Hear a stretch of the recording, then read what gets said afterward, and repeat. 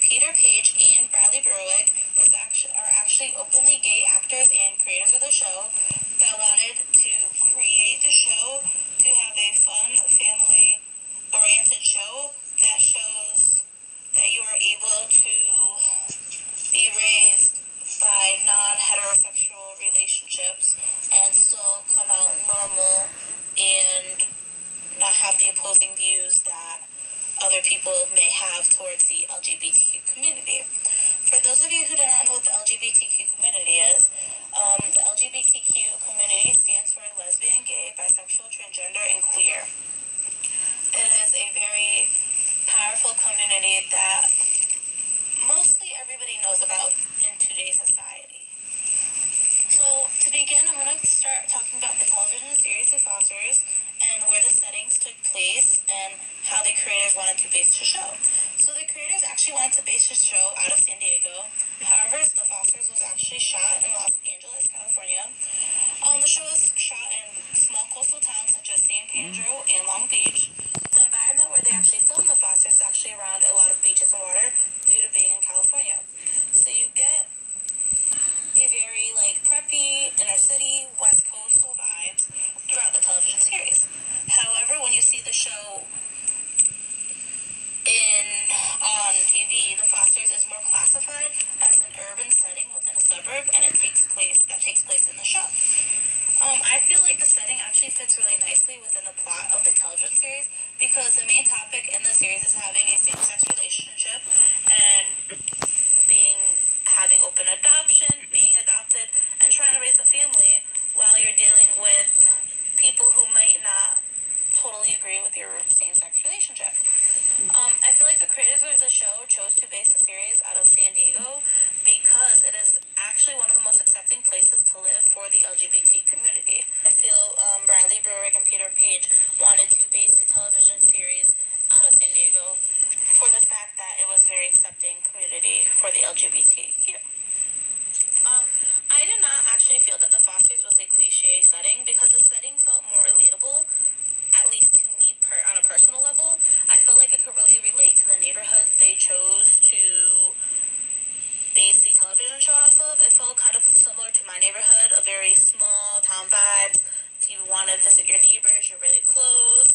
However, you're not so far away from the inner city and being able to go do fun things. So the central characters throughout the television series, The Fosters, are, I'm going to go through each one. The first one I'm going to start with are Stephanie Adams Foster, who is also known as Steph. She's married to Lena Adams Foster. She's the biological mother to Brandon Adams Foster.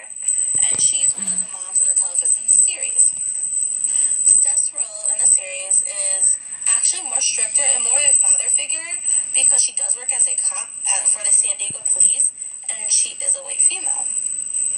Steph is known for having very strong opinions, but does not hold back when it comes to disciplining her children or being a loving and caring mother. She's more of the type of mother where she's your mom first and then a friend. The next character we have is Lena Adams Foster, who is the other mom in the show, and she's married to Steph. Lena is a biracial woman who is half African-American and half white. Lena is more of the tender, loving mother who takes into consideration how the kids are feeling before actually giving discipline. She is also the vice principal at Anchor Beach School that all of her kids attend. Next, I'm going to start off with the kids. We have Brandon Adams Foster. He is the biological son of Stephanie, aka Steph, from her previous marriage with her partner Mike, that she actually still works with at the police station. Brandon is the child that oftentimes has to take the role as the big brother. He is, and as the oldest, is oftentimes expected to set an example. I feel that often Brandon is left out due to all of his siblings and their problems. He's taken for granted quite a bit because he isn't very much a troublemaker. He just wants to do right, make sure everybody has good intentions in his family.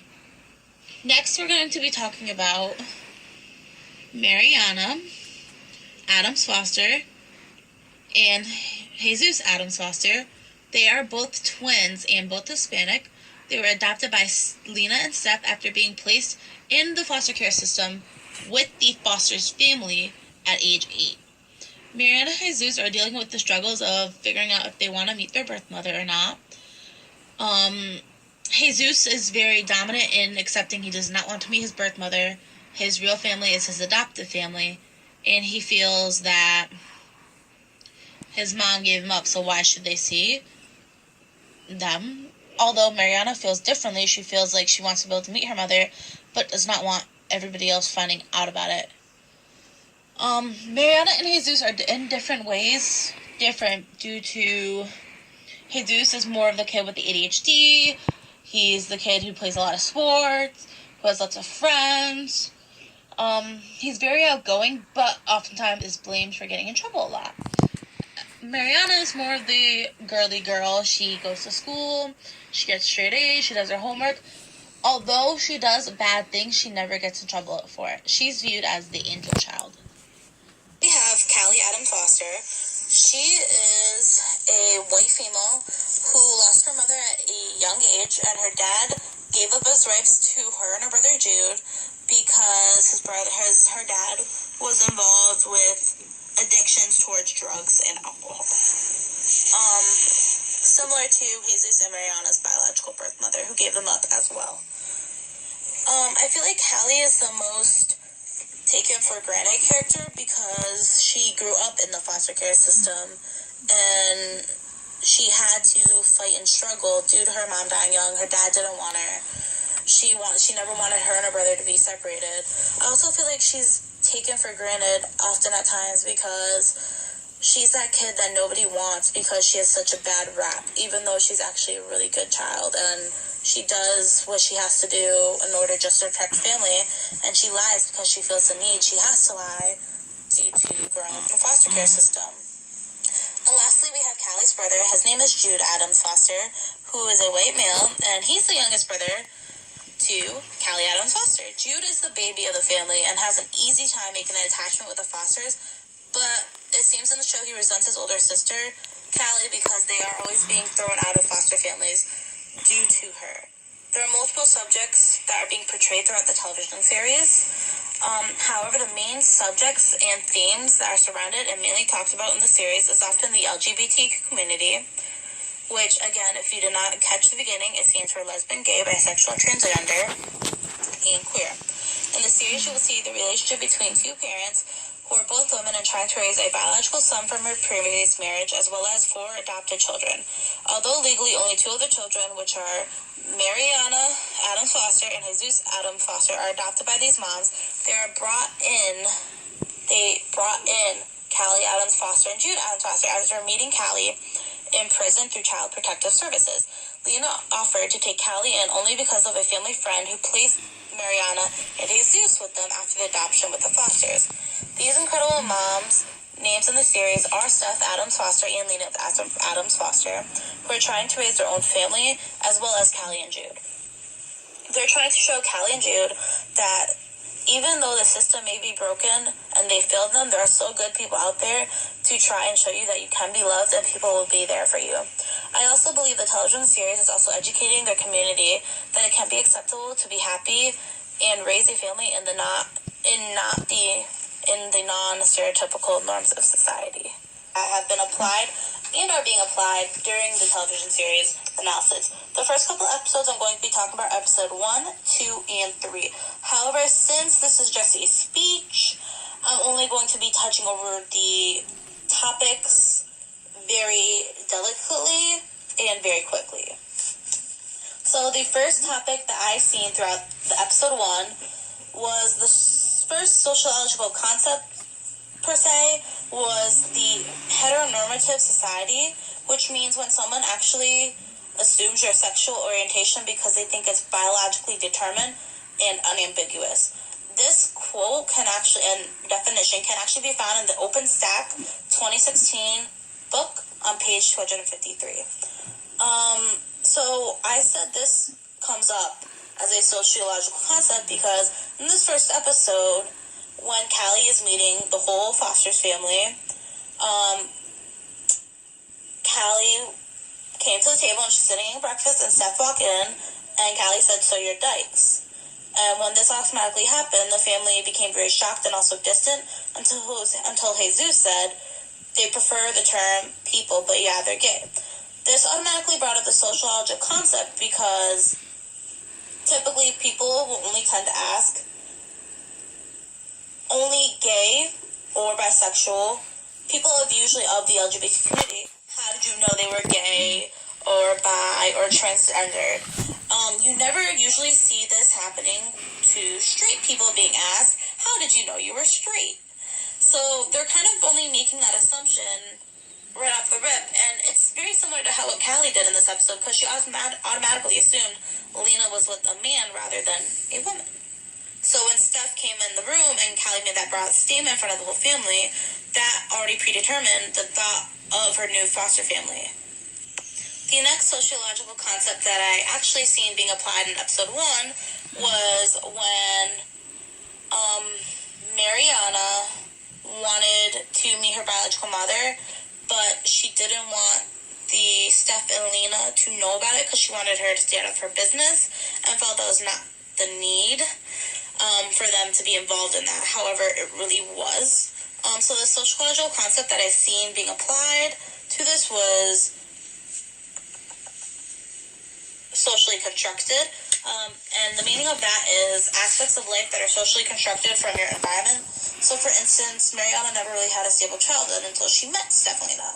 After living with Stephanina for so long, Mary ended up taking things for granted because she got too comfortable in her new stable environment. Although Mariana's biological mother was always in the back of her mind, even though Jesus didn't want her to do anything with his biological mother and accepted his non-existent relationship, Mariana had not.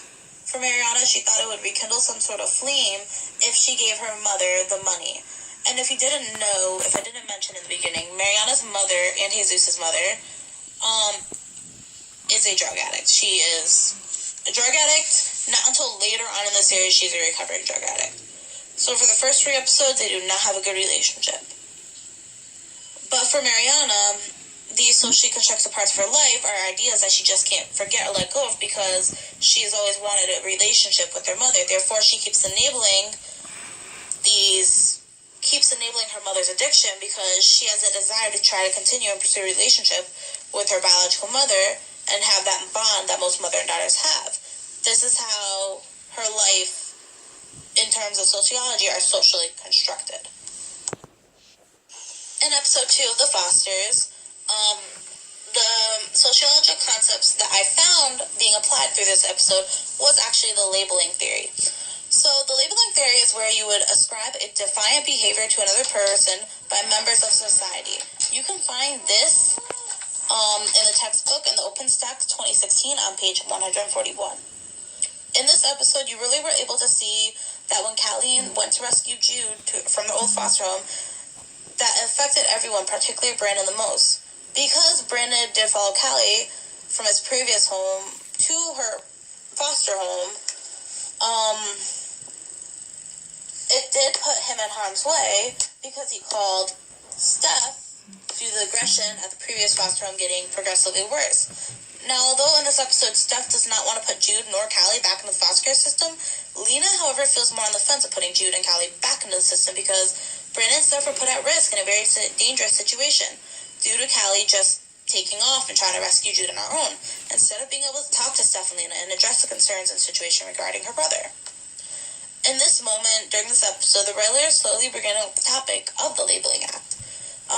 Lena is not necessarily mentioning the Labeling Act, however, she's going off of everything based on how she feels. So technically, Lena is not the one labeling Callie in this particular episode, but Lena may not necessarily be feeling this way due to the act of defiance that Callie illustrated in the episode, but instead it's the feelings that were brought up due to Callie's defiance, as well as possibly the reactions of others and how it would affect people looking at their family from the outside. One of these sociological concepts I've seen being applied, or one of the biggest concepts I should say that were being applied, was social stratification. Social stratification is when a society is organized by people based on the socioeconomic tiers, based on factors like wealth, income, race, education, and power. This can also be found in the OpenStax 2016 Sociology book on page 199.